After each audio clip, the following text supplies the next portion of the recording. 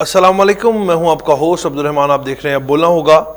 آج میں جس ٹاپک پہ آپ لوگوں سے بات کرنے کے لیے آیا ہوں، اس ٹاپک پہ کہا جاتا ہے کہ اس محل کا نام ہے، ایک محل ہے، ایک جگہ ہے، اس بارے میں ہم بات کریں گے.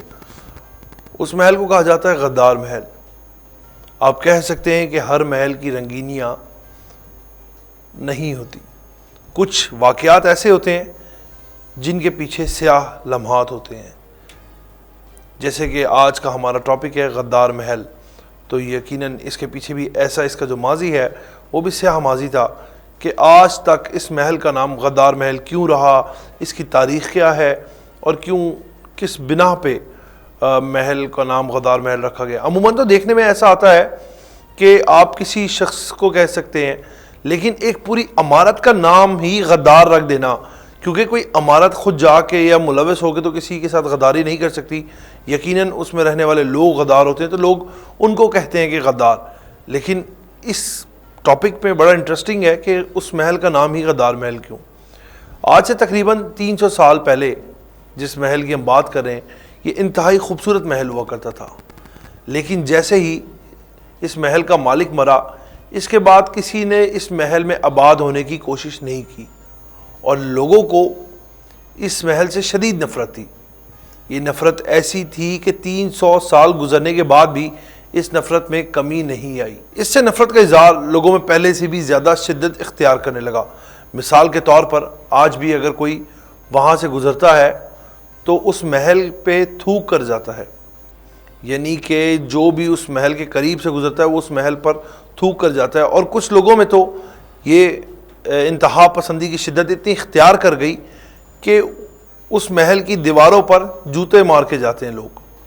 یقین کریں کہ آپ لوگوں میں وہاں پر ابھی بھی اس محل کو لے کے اتنا غم و غصہ پایا جاتا ہے کہ باقاعدہ وہ وہاں سے گزرتے ہوئے جوتے مارتے ہیں. خیر، انسانوں کی تاریخ میں یہ پہلی عمارت ہے جس سے نفرت کی جاتی ہے، اور یہ بھی ایک تاریخی ریکارڈ ہے کہ کسی عمارت کو اس سے پہلے اتنا نفرت انگیز نام نہیں دیا گیا.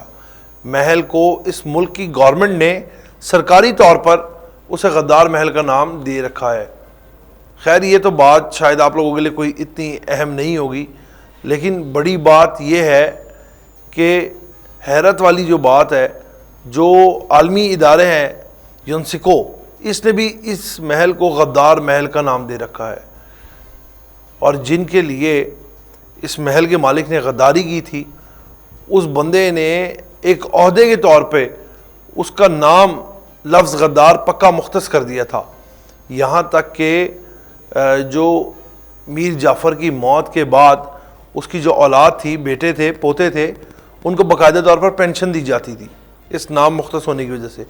اور باقاعدہ یہ آواز لگائی جاتی تھی کہ میر جعفر غدار کا پوتا پینشن وصول کر لے.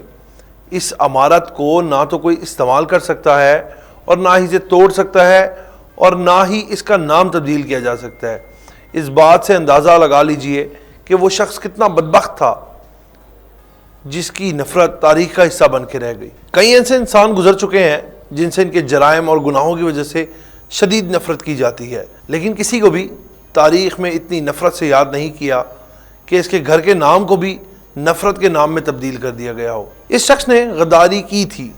تاریخ نے جس طرح سے اسے یاد رکھا ہے، اس سے ثابت ہوا کہ غداری ایک ایسا گناہ ہے، ایسا جرم ہے جسے دنیا کبھی بھی معاف نہیں کرتی.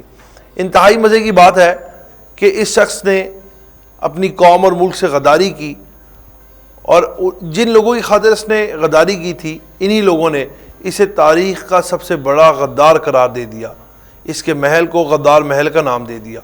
اور وہ شخص جو تھے جن کو غدار کا نام ملا وہ تھا میر جعفر.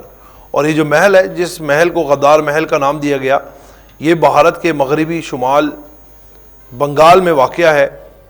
اور یہ محل آج بھی ہے، لیکن آج ایسے کھنڈر نما شکل اختیار کر چکا ہے کہ لوگ آتے جاتے اس پہ یا تو جوتے برساتے ہیں یا تھوک کر جاتے ہیں. آج بھی وہاں پر رہنے والے لوگوں میں اس محل کو لے کے بہت نفرت پائی جاتی ہے. اسی کے ساتھ اپنے میزبان کو اجازت دیجیے گا. آپ کے ساتھ پھر ملاقات ہوگی ایسے ہی ایک نئی انٹرسٹنگ سٹوری کے ساتھ. تب تک کے لیے اللہ نگہبان.